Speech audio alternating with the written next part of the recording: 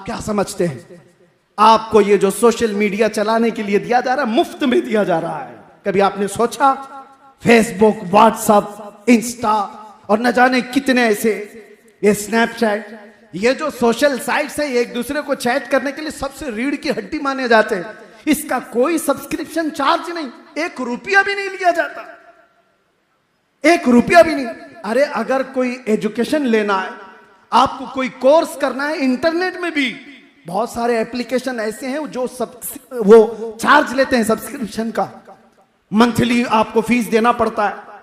वहां पर तो फीस देना, ये चैटिंग के जितने ऐप हैं क्यों खुले आम मुफ्त दिए जाते हैं? आप हर चीज एक दूसरे से शेयर करो, नंगी तस्वीरें भी भेजो, नंगी तस्वीरें देखते भी रहो। मेरे अजीजों, ये माइंड प्रोग्रामिंग है। मेरे आका सल्लल्लाहु अलैहि वसल्लम ने 1400 साल पहले फरमाया था, एक दौर आएगा जब तुम देखोगे कि इंसान रास्तों पर ऐसे जिना करेंगे जैसे कुत्ते और गधे जोड़ा खाते हैं। और सुनो, सबसे ताज्जुब की बात, मैं हदीस पढ़ रहा था, रोंगटे कांपने लगे। मैं सच बता रहा हूं, हुजूर फरमाते हैं उस जमाने का सबसे शरीफ आदमी कौन होगा पता है? सबसे शरीफ आदमी, हुजूर फरमाते हैं उस आखिरी जमाने में सबसे शरीफ आदमी वो होगा जो जिना करते हुए देख के सिर्फ इतना कहेगा, भाई साहब थोड़ा पीछे चले जाओ। इतना कहेगा वो कि दीवार पीछे चले जाओ भाई, उसको सबसे शरीफ आदमी समझा जाएगा। ये मेरे आका ने आखिरी जमाने की अलामतें बताई। ये दुनिया वो मिजाज दे चुकी है। आज कोई मौलवी बोले इन नौजवानों को तो सब उस पे बरस पड़ेंगे। कौन से जमाने के मौलाना हो आप? क्या लड़कियों से बात करना कोई ऐब की बात है? एक नहीं, हम 70 लड़कियों से रोज बात करते हैं, रोज छोड़ते हैं। दुनिया ने तुम्हें इसकी आदत डलवा दी। ये इतना नॉर्मल कर दिया गया, कॉमन कर दिया गया कि किसी की इज्जतें कुछ नहीं होती। और फिर मैं कहता हूं, तुम अपनी बहनों की इज्जत की फिक्र क्यों करते हो जब दूसरों की बहनों पर रात की तारीकी में डाके डालते हो? क्यों अपनी बहनों की इज्जत की फिक्र? बल्कि वो दौर भी आ जाएगा जहां से दुनिया शुरू हुई थी। मेरे अजीजों, अब वो दौर भी तुम देखोगे कि बहनों को खुद ही लोग बाजारों में ला देंगे। बाप अपनी बेटियों को खुद लेकर के आएगा बाजार में। हमने मिस्र में देखा है, आज से तकरीबन 17 साल हो गए मैं आकर के भी, उस वक्त जब अभी सोशल मीडिया का दौर नहीं था, दरियाए नील पर नाचती हुई लड़कियां, ताज्जुब होता कि उधर से गाड़ी गुजर जाए तो आंखें बंद कर लें। लेकिन किसी साथी ने कहा कि ये तवाइफ नहीं है, ये नाचने वालियां नहीं है, ये फैमिली के साथ आई हुई लड़कियां हैं, उनके माँ बाप सामने बैठे हुए हैं। हैरत होती है, बाप लेकर के आता है। और ये किसी, मैं अरे गैर मुल्क की बात नहीं कर रहा, मुसलमान मुल्क की बात कर रहा हूं। हमने बगदाद में, इराक में भी ये सारे हरकतें होती हुई देखी है। क्या अब जमाना नंगा हो जाएगा? और इस तरह से तुम्हें आज मशहूर कर दिया गया कि तुम नेकियों को सुनना भी नहीं चाहते। आज कोई भी मौलाना कहे तो उसको फौरन बंद कर दो। अरे इसका मत सुनो। कोई चुटकुले सुनाने वाला हो, शादियों की बात करने वाला, औरतों की बात करने वाला, उसको वायरल करो, खूब सुनो उसको। मजेदार मुफ्ती है, मजेदार मौलवी है। लेकिन तुम्हें जिना से अगर कोई रोके, तुम्हारी आंखों की पाबंदी की बात करे, पुराने ख्यालात वाला आदमी है। अजीजा ने गिरामी, आपसे मैं ये कहता हूं, तुम जिस इस्लाम की बात करते हो वो इस्लाम नहीं है। ये मेरे आका का इस्लाम तो ये था, मेरे आका का इस्लाम तो ये था कि नबी पाक सल्लल्लाहु ताला अलैहि वसल्लम के सहाबा जिस मुआशरे में रहते, बरसों हो जाते, उन्होंने भाभियों को नहीं देखा था। बरसों हो जाते, अपने सगे भाई की औरत को नहीं देखा। और आज हम जिस इस्लाम की बात कर रहे हैं, अभी अगर नारा लगाओ कोई भी, इस्लाम जिंदाबाद, तो देखो छत गूंजने लग जाए, दीवारें गूंजने लग जाए। इस्लाम जिंदाबाद के मस्जिद में जिंदाबाद, तुम्हारी शादियों की महलों में क्या हो गया इस्लाम को? कहां है इस्लाम? तुम्हारी बीवियों पर इस्लाम जिंदाबाद नहीं, तुम्हारी बेटियों पर इस्लाम जिंदाबाद नहीं, तुम्हारी माओं पर इस्लाम जिंदाबाद नहीं। हम किसी शादी में जाने से अब घबराने लग गए, डरने लग गए। अक्सर ऐसा होता है, हम अपनी शक्ल शबाहत देखते, या ये उलमा भी होते होंगे, मियाँ हमको पर्दा करके जाना पड़ता है, बाकी पर्दे वाली तो सब खुले होती हैं। मर्दों को, उलमा को पर्दे में लेके जाया जाता है क्योंकि यह सब नंगी है। वो बात करती है फातिमा तो ज़हरा की, दिल पर चोट लगती है। मेरे आका की वो दुख्तरे नेक अख्तर लगते जिगर, जिसका जनाजा भी किसी ने नहीं देखा, उससे निस्बत जोड़ने की बात करती हैं हमारी बहनें आज। और हद तो ये है, उस रसूलुल्लाह की बेटी के पर्दे का हाल ये है, हदीस मुबारक है, क़यामत के दिन लोग तो नंगे उठाए जाएंगे, लेकिन उस महशर के मैदान में भी एक आवाज आ रही होगी फरिश्तों की तरफ से, या अहले महशर गद्दू अबसारकुम फइन्न फातिमा बिन्त मुहम्मद तमर्रु इलल जन्ना। ऐ महशर वाले, अपनी आंखें नीची कर लो, मोहम्मद की बेटी फातिमा जन्नत की तरफ जा रही है। उस दिन भी ऐलान होगा। और हमारी औरतें हों, उनसे निस्बत जोड़ने की बात करती हैं। ये बेहयाई का दौर। आज इस इनकलाबी दिन पर मेरा ये पैगाम है, मेरे आका सल्लल्लाहु अलैहि वसल्लम ने जिस नुक्ते पे हमें छोड़ा था, आओ उस नुक्ते पर। मेरे आका करीम सल्लल्लाहु अलैहि वसल्लम दुनिया से जाने से पहले एक मर्तबा ऐसा हुआ कि रोए मेरे आका ने। हुजूर से सैयदना अबू बकर सिद्दीक ने पूछा, या रसूल अल्लाह सल्लल्लाहु अलैहि वसल्लम, गम किस बात का? मेरे आका फरमाते हैं, अभी मेरे पास दुनिया आई थी, उसने कहा मेरा मालो मता ले लो, मैंने ठुकरा दिया। दुनिया ने कहा मेरा हुस्न जमाल कबूल कर लो या रसूल अल्लाह, एक से एक लड़कियां आपकी खिदमत में होंगी। हुजूर फरमाते मैंने ठुकरा दिया, मुझे तेरे हुस्न जमाल की भी हाजत नहीं, तेरे दौलत और माल की भी नहीं।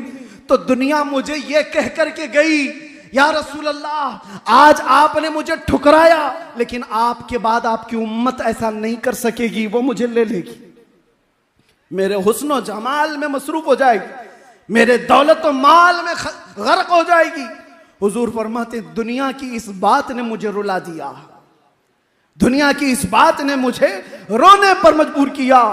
मेरे आका सल्लल्लाहु अलैहि वसल्लम को अगर गम था तो इसी दौर का था ये, जब उम्मत मेरे आका की तरफ देख भी नहीं रही।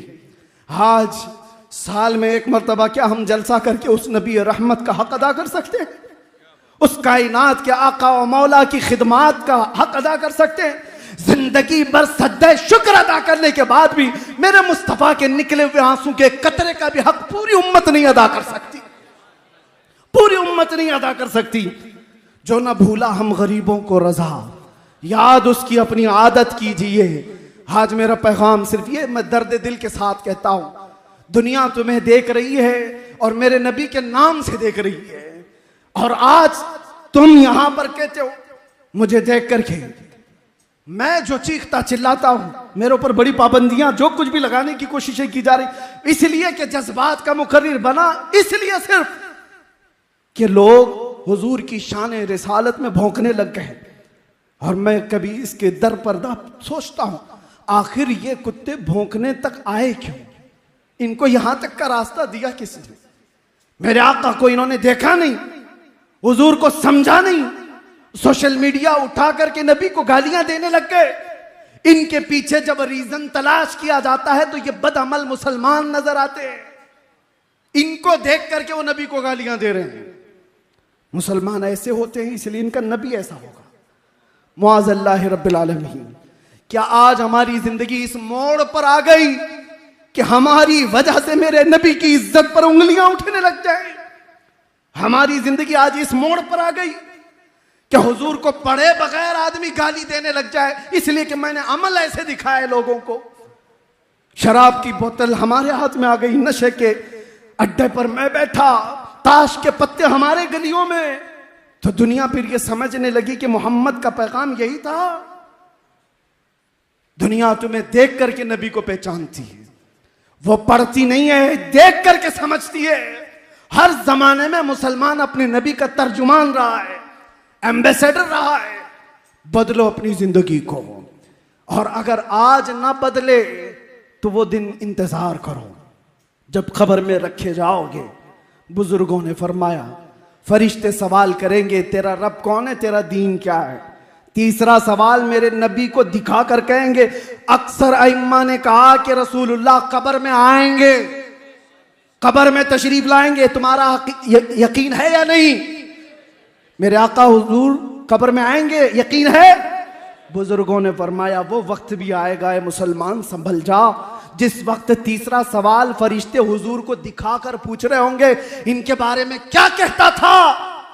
बुजुर्गों ने फरमाया हुजूर अपना चेहरा फेर लेंगे और कहेंगे खबरदार मेरी तरफ देखना मत। हुजूर अगर फरमा दिए या रसूल अल्लाह, अगर तुमसे जो मुंह छुपाऊं तो करूं किसके सामने? क्या और किसी से तवक्को नजर की है? मुझे बताओ नौजवानों, जिस वक्त कब्र में मेरे आका अपना चेहरा फेर ले और कहे मेरी तरफ मत देखना, इसलिए कि दुनिया में तुझे किसी और का चेहरा पसंद था, बात मेरी करता था, काम किसी और के। हुजूर को लब्बैक लब्बैक लब्बैक कहकर पुकार रहा है और फिर गलियों में तेरे तमाशे क्या है? तू अगर नबी का नहीं बन सका तो कब्र में किस चीज के इंतजार में जाएगा इस दुनिया से? और फिर याद रखना, हुजूर ने अगर चेहरा फेर लिया तो पूरी रहमत खुदा हमसे फिर गई। रहमत खुदा जिससे रूठ गई उसका क्या होगा? फिर न खबर है उसकी, न हशर है। हशर में भी कोई उसका मावा उमलजा नहीं रहेगा। इसीलिए मुझे बार बार घूम फिर करके उसी बात पर आना पड़ता है। बरेली के इमाम ने हमारे दिलों पर उंगली रख करके कहा था, आज ले उनकी पनाह, आज मदद मांग उनसे, कल ना मानेंगे कयामत में अगर मान गया। वहां तो सब मानेंगे, सब मानेंगे। आज ले उनकी पनाह और आज मदद मांग उनसे। और रसूल रहमत सल्लल्लाहु तआला अलैहि वसल्लम है जो गिरतों को उठाने के लिए आए हुए थे। दुनिया को एक आज का पैगाम मैं ये भी देना चाहता हूं, ऊंच नीच की बात करने वाले, कास्टिज्म की बात करने वाले, हमारे यहां कोई कास्टिज्म नहीं है।